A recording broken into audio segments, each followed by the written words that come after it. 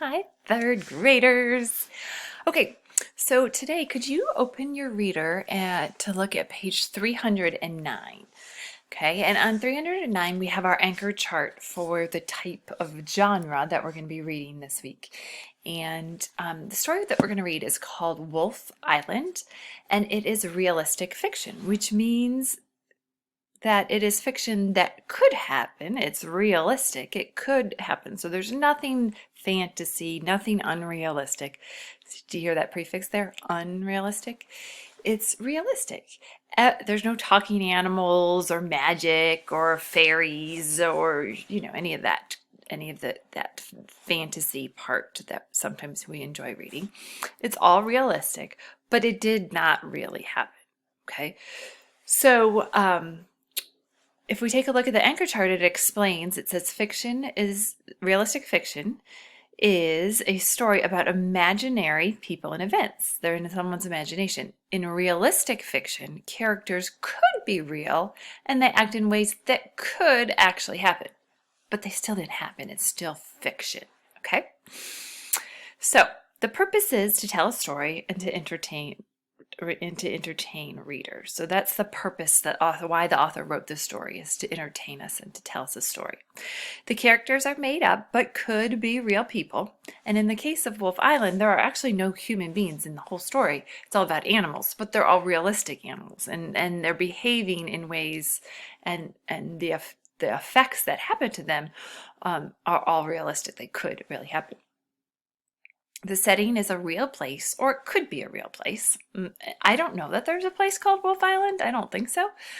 But it is the characteristics of the place could be true.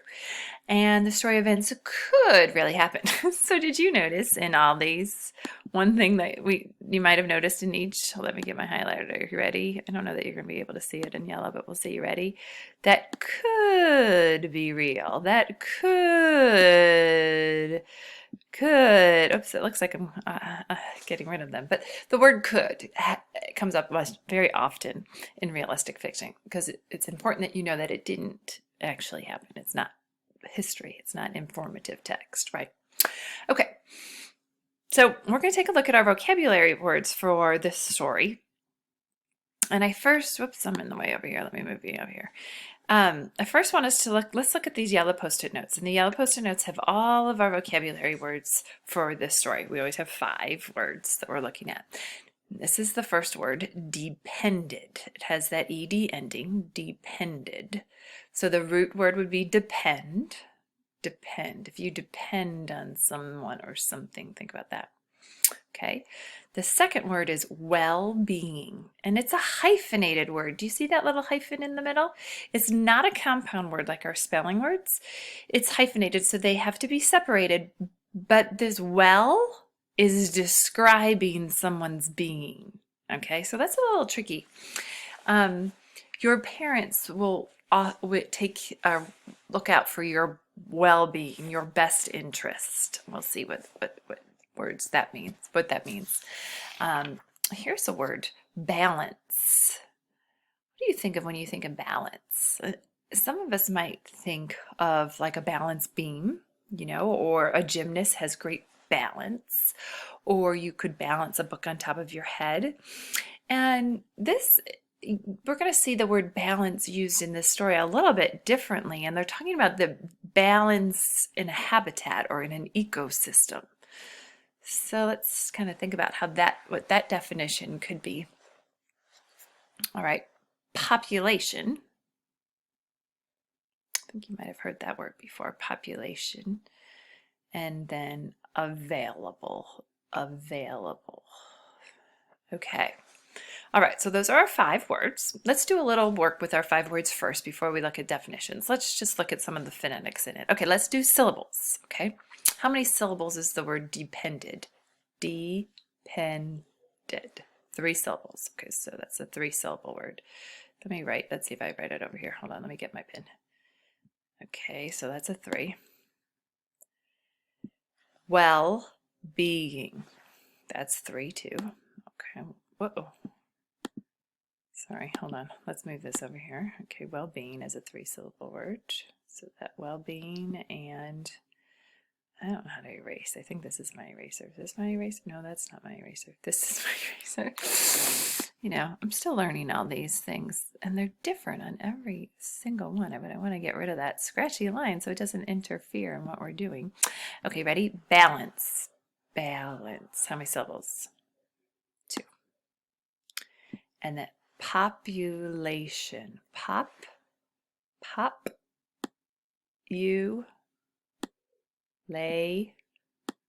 Tion. Tion is its own syllable. Population. So we have a closed syllable, pop, and then 2 opens.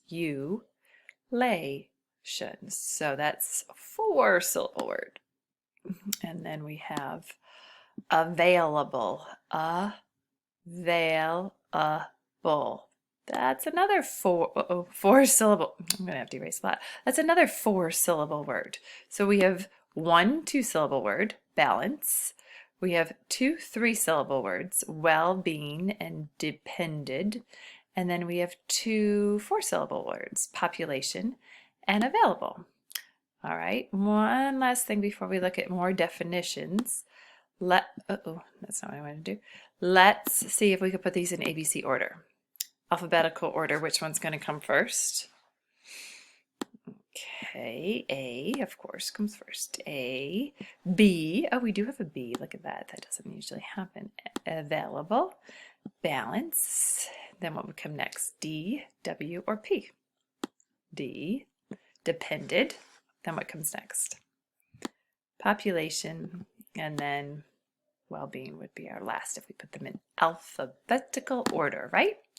Okay, now let's match the green Post-it notes with the yellow Post-it notes to find the definitions of each word. Okay, so these would be the definitions we could find in the glossary of our reader. So you could look up the words in the glossary if you wanted to while we're doing it out loud on together, or I guess we're not really doing it together, but while I'm doing it, you could be looking them up in the glossary of your reader, or you could just kind of follow along with me. Okay. Ready? So I'm going to read a definition and then we're going to match it with the word that we think it best describes. Okay, let's do this one. Ready to use. What does it mean if it's ready to use? Well, here's a strategy. If something doesn't pop, if the word doesn't pop into your head right away, like, oh, I know that one, let's go through. Does well-being mean that it's ready to use? No. Does population mean that? No. Depended. Depended means ready to use. I don't think so. Balance, ready to use. Available, ready to use. If Miss Harmazinski says that the Bad Guys book, New Bad Guys book is available, it means that it is ready to use, right? So available means ready to use. Okay, let's do this one. The number of animals or people living in a place. So the the number of living things living there is the population, right? The population is the number of living things, whether it's plants or animals living, animals or people, not plants, sorry. Good gravy. Okay, let's do this one. Health and comfort. Do you remember I said your parents look out for they take care of your health and your comfort. They take care of your well-being, right? Your well-being, your health and your comfort. It's not just that you're healthy, but you're comfortable too, right? All right. Enough different plants and animals to keep a habitat healthy. Would that be balance or depended? Balance. Okay, so what we're going to talk a little bit more about, and then what you're going to read about, is that it is really important in one environment that there's a balance of animals in that food chain like we looked at yesterday. And if one of those things is out of whack, if one of those populations gets too big, it affects the others in the chain, right? And so the habitat does not function and does not is not balanced, it's unbalanced, and so the whole habitat gets out of whack. So balance would be when there's enough different plants and animals to keep a habitat healthy and sustainable, meaning it could go on and on and on and on forever because the food chain is working beautifully.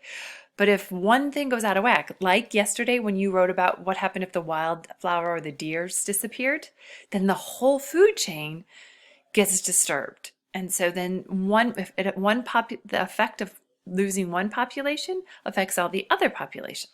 Okay, so that's the definition of balance we're going to use, not necessarily what you work on in PE or gymnastics, right? So that leaves one word and one definition left. Counted or relied on is depended. If I depended on my mom for my lunch money, I counted on my mom for my lunch money, right? I knew my mom would give me my money for my milk every day, okay? So these 5 words we're going to see in the story, and they really do give us a little bit of a hint as to some things that are going to happen in Wolf Island. We're going to see in Wolf Island how the population, well, I should say all of the population depends, or many populations depended on a very nice balance so that their food was available and they could have a very nice well-being. But the wolf population, which would be high on that food chain, right? They're predators. High on the food chain, the wolves left the island. Accidentally, you'll find out, but left. So then, since the wolves were gone, it affected all the other animals in the food chain. The deer population, can you imagine what happened to the deers if the wolves were gone? What happened? The deer population got too high, right? And if the deers got too high, then they ate some food that other animals were counting on. And so you're going to hear about how the population of one, whether it decreased or it increased like the deer, really changed the balance of a habitat. Now keep in mind that this didn't really happen. It's realistic fiction. Okay? All right. So the next thing you're going to do is you're going to listen to the story. Mrs. Albert and I will both post it, and so you can go to Savvis and listen to the story being read to you. If it doesn't work, just read the story yourself. That's fine. I think last week some of my kids said that it didn't work so well. So if it doesn't work, just read the story to yourself. But when you're reading it, I want you to notice these things, okay? So this is on page 310 in case you forget. But I want you to notice the illustrations. Okay, and what do you wonder when you're looking at the illustrations? I want you to connect. What are you thinking about? And you could jot it down in your reader, just write it in the margins. What are you thinking of? Does it make you think of another story? Does it make you think of sometime you were in the woods? Does it make you think of another information that you know about other different animals or habitats or food chains or life cycles? Okay, we've done a lot of that in science. And then I want you to generate questions, which means create questions that you might have. So if you have a question, jot it down in the margins because you're going to forget it by tomorrow. So jot it down in the margin if you have a question. And then we're going to be talking about the story later this week. We'll talk about it a little bit on Wednesday and then Thursday and Friday. Okay, so the first time you're just reading it, and you can either listen to it on Savvis or you could read it yourself. It's up to you. You're just reading it through the first time. But keep these things in mind as you read. Okie doke. All right. Have fun. Have a great day, and I'll see y'all soon.